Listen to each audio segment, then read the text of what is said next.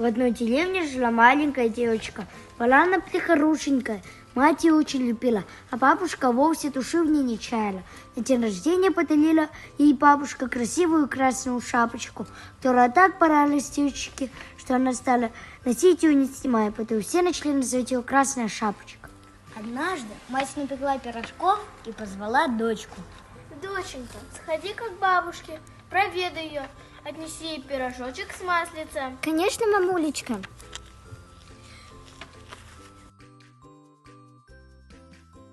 Куда ты идешь совсем одна? Иду к бабушке и несу ей пирожок и горшочек масла. А далеко ли живет твоя бабушка? Далеко, вон той деревне за мельницей, с края. Я тоже хочу проведать твою бабушку. Ты ступай по той дороге, а я пойду по той. Посмотрим, кто из нас раньше придет.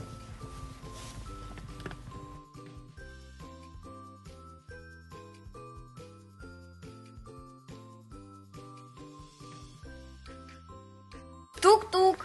Кто там? Это я, внучка ваша, Красная Шапочка. Принесла пирожков и горшочек масла. Дерни за веревочку, дитя мое. Дверь и откроется. Волк дернул за веревочку, дверь и открылись. Ой! Бросился волк на бабушку и разом проглотил ее, потому что он был очень голоден и не ел ничего 3 дня. Потом закрыл дверь, улегся на бабушкину постель и стал поджидать Красную Шапочку. Тук-тук.